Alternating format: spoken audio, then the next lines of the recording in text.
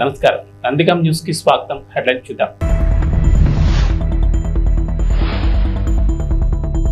జనజాతర సభలో ఆకట్టుకున్న రాహుల్ రేవంత్ ప్రసంగాలు.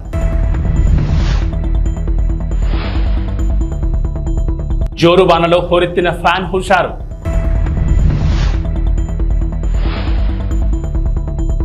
వైఎస్ఆర్సీపీ ఎమ్మెల్యే అభ్యర్థి కంబం విజయరాజు ఎన్నికల ప్రచారం.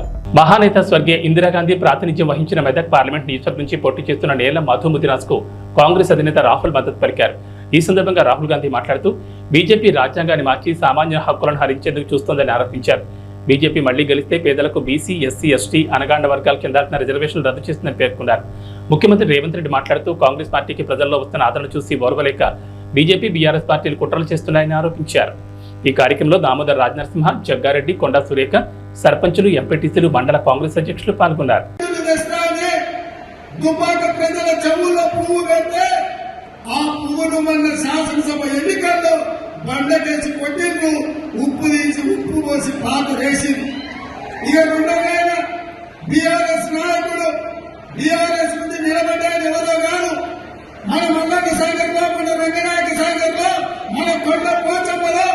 వేలాది ఎకరాల భూములను, వేలాది మంది రైతులను ముంచి వాళ్ళ సొంత భూములు.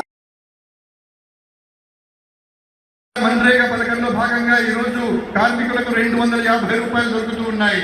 सरकार आने के बाद उनको 400 रुपए मनरेगा के लिए मिलेंगे. అది వచ్చి ప్రభుత్వం వచ్చిన తర్వాత मनरेगाలో భాగంగా 400 రూపాయలు కార్మికులకు ఇవ్వడం జరుగుతుంది.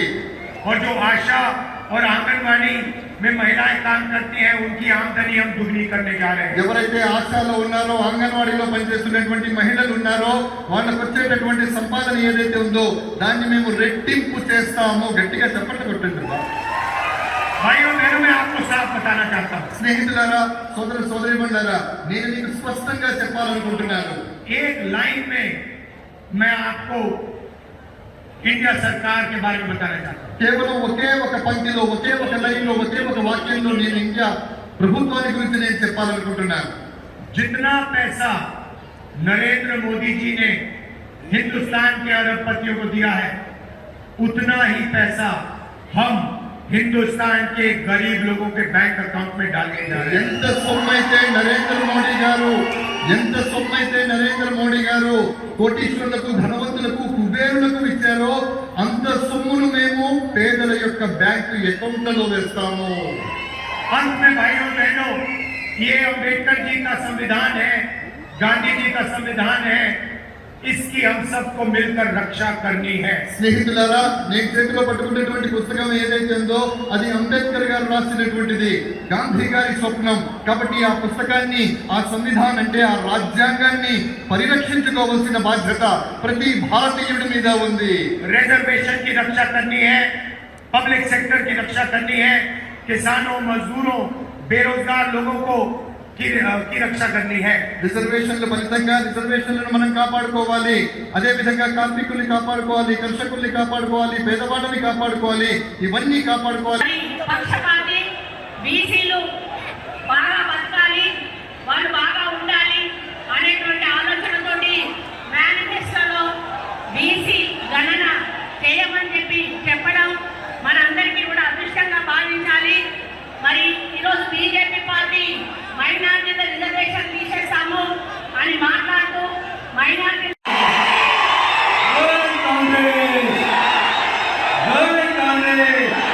సోనియా గాంధీ గారి నాయకత్వం, రాహుల్ గాంధీ గారి నాయకత్వం, మన రేవంత్ అన్న నాయకత్వం. చాలా సంతోషం అన్న. ఈరోజు ఈ జనజాతర కార్యక్రమానికి ముఖ్య అతిథిగా వచ్చిన మన ప్రియతమ నాయకులు తుమ్మలపాలెంలో మత్స్యకారుల అభివృద్ధి కృషి చేస్తానని సన్నాల తిరుపతిరావు అన్నారు. ఈ సందర్భంగా మాట్లాడుతూ విజయవాడ ఎంపీగా కేసీఆర్ నానిని, ఎమ్మెల్యేగా తనను అఖండ మెజార్టీతో గెలిపించాలని కోరారు. తుమ్మలపాలెంలో 20 కుటుంబాల మత్స్యకారులు వైఎస్ఆర్సీపీ పార్టీలోకి పార్టీ కండువా కప్పి సాదరంగా ఆహ్వానించారు.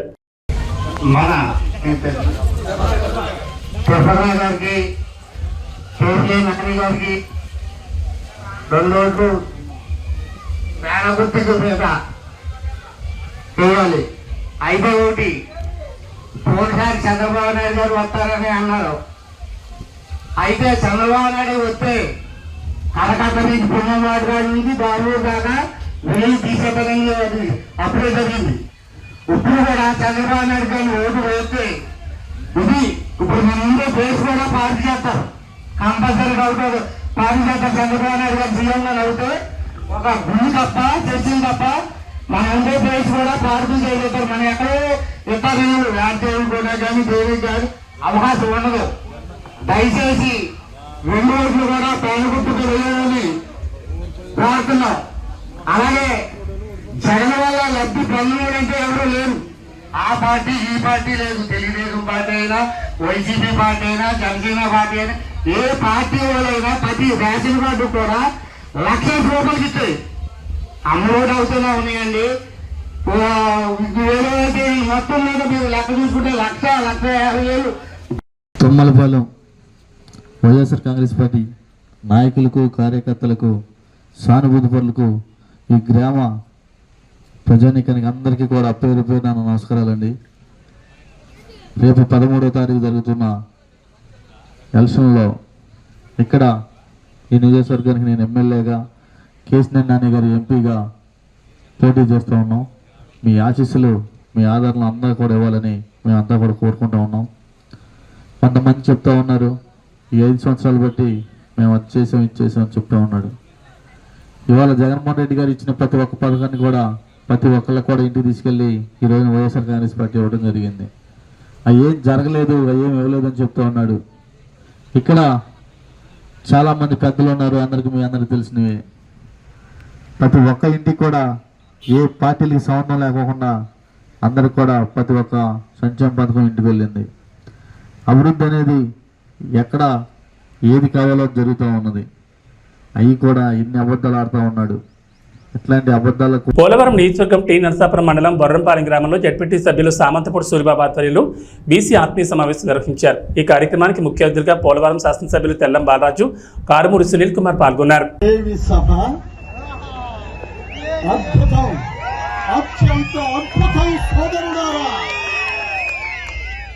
బీసీలు అంటే బడుగు బలహీన వర్గాలు కాదు, బలమైన వర్గం మంది. ఎస్సీలు, ఎస్టీలు, బీసీలు, మైనారిటీలు కలిసికట్టుగా ఉంటే రాజ్యాధికారం మనదే. సోదరుడారా, 1947 ఆగస్టు 15వ తారీఖున మన భారతదేశానికి స్వాతంత్ర్యం వస్తే ఆనాటి నుండి ఈనాటి వరకు ఎంతో మంది ముఖ్యమంత్రులను చూశాము. కానీ జగన్మోహన్ రెడ్డి గారు లాంటి ముఖ్యమంత్రి ఎన్నడైనా ఎప్పుడైనా చూడగలిగామా? సోదరులారా, ఆడపడుచులారా, అన్నదమ్ములారా, కార్మిక కర్షక సోదరులారా, కష్టజీవులారా, మనకు నేను చాలా బీసీలలో అగ్రగణ్యుడు, గౌడవ వాసి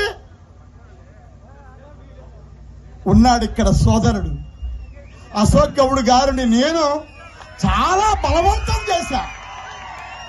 తమ్ముడు, నీవు మళ్ళీ వైఎస్ఆర్సీపీలోకి రావాలి అని.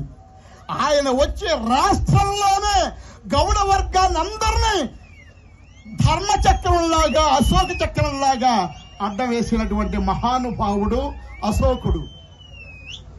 తమ్ముడు, ఈ వేళ మన బీసీలలో అగ్రగణ్యులైనటువంటి కారుమూరి నాగేశ్వరరావు గారు, మినిస్టర్ గారు అబ్బాయి సునీల్ కుమార్ యాదవ్ గారు,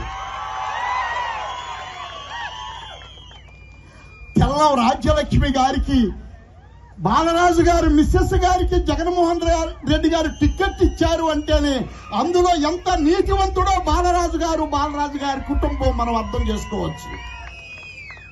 ముఖ్యంగా వేదిక మీద ఉన్న వారిని ఎవరిని నేను ఇన్వైట్ చేసి వాళ్ళకి వెల్కమ్ చెప్పలేదు. వేదికను అలంకరించిన మహానుభావులారా, ఎంతో ఉత్తములారా, మీరందరూ కూడా చెప్పింది చెప్పకుండా చెప్పగలిగినటువంటి మహామేధావులు మీరందరూ కూడా స్టేజీని అలంకరించిన మీకందరికి కూడా మరొక్కసారి జగన్మోహన్ రెడ్డి గారి తరపున, సూరిబాబు గారి తరపున, మా అశోక్ గౌడ్ గారి తరపున మీకు మనవి చేస్తున్నాను. ప్రకాశం జిల్లా పెద్దదోర్నాలపట్నంలోని లహరి ఫంక్షన్ హాల్లో ఎర్రగొండపాలెం నియోజకవర్గ జనసేన కార్యకర్తల ఆత్మీయ సమావేశంలో నియోజకవర్గ టీడీపీ కూటమి ఎమ్మెల్యే అభ్యర్థి గూడూరు ఎరిక్షన్ బాబు పాల్గొన్నారు. ఈ సందర్భంగా మాట్లాడుతూ నియోజకవర్గంలో టీడీపీ కూటమి గెలిపే లక్ష్యంగా ప్రతి ఒక్క జన సైనికుడు పనిచేయాలని పిలుపునిచ్చారు. టీడీపీ, జనసేన, బీజేపీ నాయకులు కార్యకర్తలతో కలిసిమెలిసి పనిచేసి తెలుగుదేశం పార్టీ విజయాన్ని కృషి చేయాలని తెలిపారు. ఎర్రగొండపాలెం నియోజకవర్గంలో ఉన్న టీడీపీ, జనసేన, బీజేపీ కార్యకర్తలందరూ ఒక కుటుంబంలా ముందుకెళ్తామని తెలిపారు. ఈ అవసరం ఉన్న ఎరిక్షన్ బాబు అనే వ్యక్తి అందరికీ ముందుంటారని తెలిపారు. ఈ కార్యక్రమంలో ఎర్రగొండపాలెం నియోజకవర్గ టీడీపీ, జనసేన, బీజేపీ నాయకులు, కార్యకర్తలు పాల్గొన్నారు.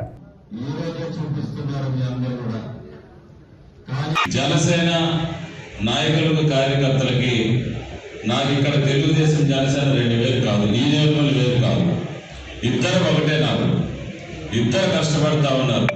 వారికి కూడా అవకాశాలు కల్పించాల్సిన అవసరం భవిష్యత్తులో ఎంతైనా ఉంది. మా బాధ్యత. ఎందుకంటే వాళ్ళు కూడా 10 సంవత్సరాల నుంచి పార్టీ పెట్టి పవన్ కళ్యాణ్ గారు కార్యకర్తల కష్టం మీద పార్టీ నడుపుకొని ముందుకెళ్ళాడు. చంద్రబాబు నాయుడు గారు జైల్లో ఉన్నప్పుడు ఆయన పరామర్శించడానికి లోపలికి వెళ్ళి బయటకు వచ్చిన ఒక్క నిమిషం కూడా మేమెవరు కూడా ఊహించలే. లోపల ఆయన పరిస్థితి తెలుసుకొని బయటకు వచ్చి చంద్రబాబు నాయుడు గారితో కలిసి రేపు మేము పోటీ చేయబోతున్నాం ఆంధ్రప్రదేశ్. ఆయన ప్రకటించిన వెంటనే ఆ రోజే తెలుగుదేశం పార్టీ కార్యకర్త నాయకుల గుండెల్లో పవన్ కళ్యాణ్ గారు నిలిచిపోయారనే వాస్తవం మీ అందరికీ నేను తెలియజేసుకుంటా ఉన్నాను. ఇది సత్యం. ఈ రాక్షస పరిపాలన అంతమందించేదాన్ని, ఈ రాష్ట్రంలో జగన్మోహన్ రెడ్డి గారిని, వారి యొక్క అరాచకాల్ని అంతమొందించేదానికి పవన్ కళ్యాణ్ గారి మద్దతు ఆ సమయంలో మనకి కొండంత అండను ఇచ్చినటువంటి మాట వాస్తవం అని చెప్పేసి శ్రేణులందరూ కూడా నేను తెలియజేసుకుంటా ఉన్నాను.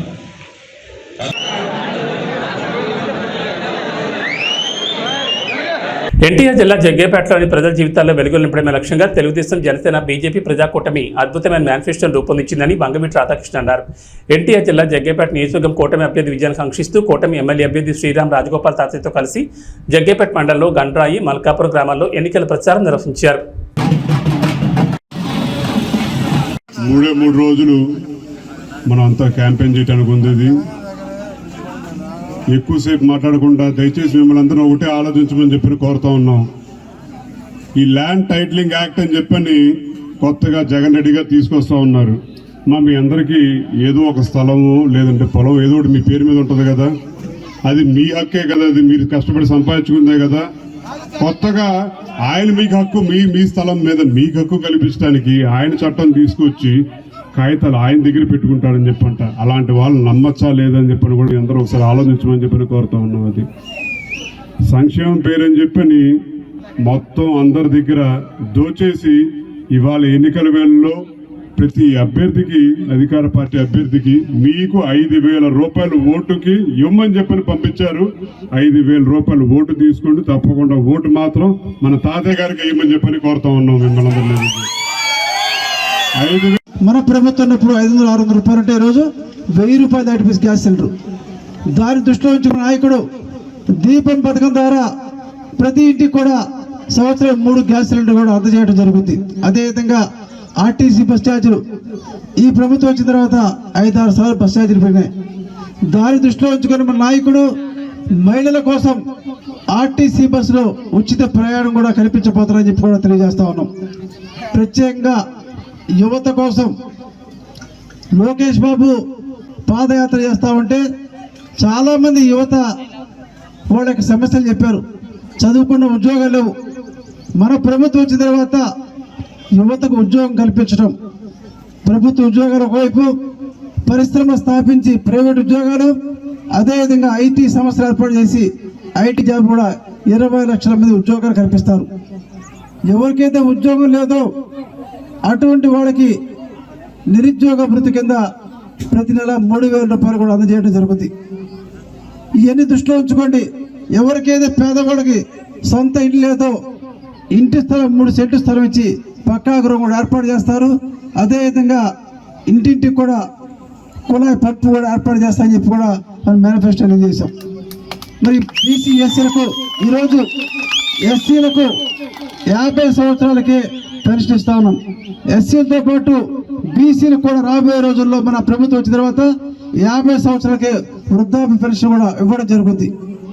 ఏదైనా సరే బీసీలు కావచ్చు, ఎస్సీలు కావచ్చు, రైతాంగం కావచ్చు, యువతకి, మహిళలకు అందరూ మేలు జరగాలంటే తెలుగుదేశం పార్టీ అధికారం వస్తేనే సాధ్యపడుతుంది. ప్రత్యేక పొదుపు సంఘ మహిళల కోసం మన ప్రభుత్వం వచ్చిన తర్వాత 10 లక్షల వరకు కూడా వడ్డీ కట్టగల. ఈ రోజు ప్రభుత్వం 3 లక్షలు మాత్రమే వడ్డీ. తాడేపల్లిగూడెంలో దేవాదాయ ధర్మాదాయ శాఖ మంత్రి కొట్టు సత్యనారాయణను ప్రభుత్వ కార్యాలయం నుంచి ఉద్యోగులు బయటకు పొమ్మన్నారు. తాడేపల్లిగూడెంలో పోస్టల్ బ్యాలెట్ ఓట్లు వేస్తున్న ఉద్యోగులను బెదిరించిన మంత్రి కొట్టు సత్యనారాయణపై ఉద్యోగులు తిరగబడ్డారు. మీరు బెదిరిస్తే బెదిరిపోయే రోజులు పోయాయి, భయపడిపోయేవాడు ఎవరూ లేరని అన్నారు. మీ కాలం చెల్లిందంటూ మంత్రిపై ఉద్యోగులు తిరగబడడంతో పోలీసుల సాయంతో జారుకున్న పరిస్థితి నెలకొంది.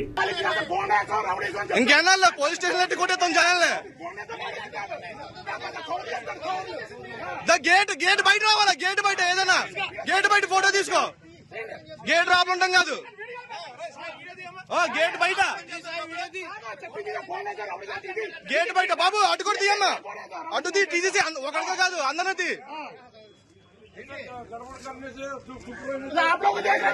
आप लोग को देखो,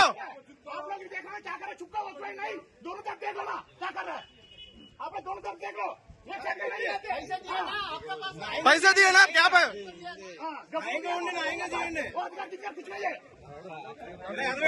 इलेक्शन ड्यूटी है, हमको भी हिंदी मालूम है. चल जाएगा आप लोग क्या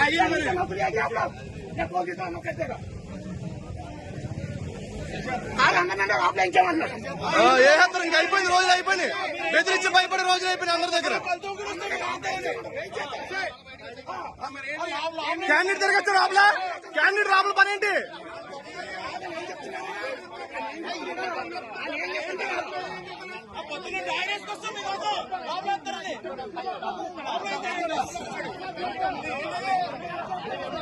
అండ్ క్యాండిడేట్ రాబుల పని ఏంటి?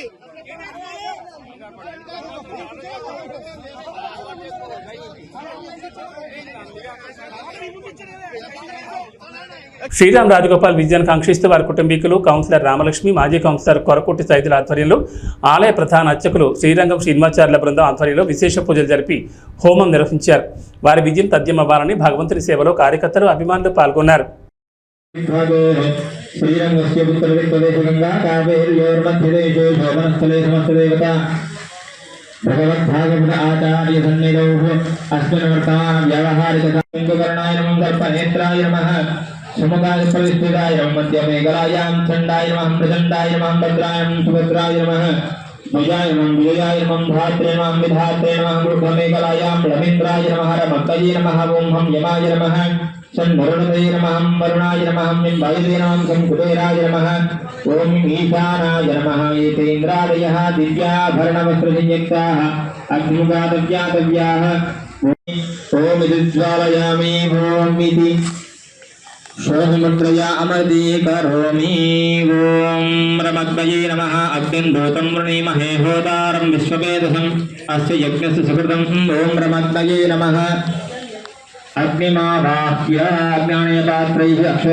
ఎన్టీఆర్ జిల్లా తిరువూరు, గంపలగూడెంలో వైసీపీ ఎంపీ, ఎమ్మెల్యే అభ్యర్థులు ఎన్నికల ప్రచారం నిర్వహించారు. ఈ సందర్భంగా జగనన్న గెలిపి మాజెండా అని ప్రజలు నినాదాలు చేస్తున్నారు. ఎంపీ కేసినేని నాని, ఎమ్మెల్యే అభ్యర్థి నల్లగట్ల స్వామిదాసులకు అపూర్వ స్వాగతం పలికారు. ప్రచారంలో మహిళలు, కార్యకర్తలు వేలాదిగా కథం తొక్కారు.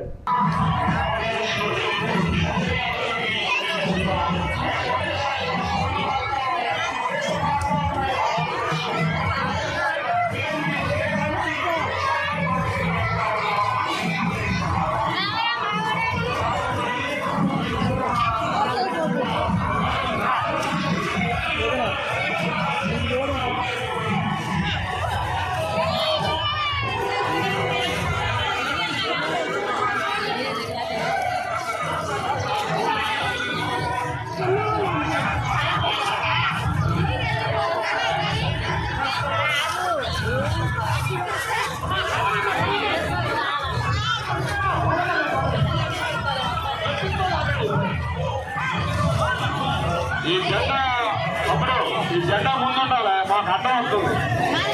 మంచి చేపట్ల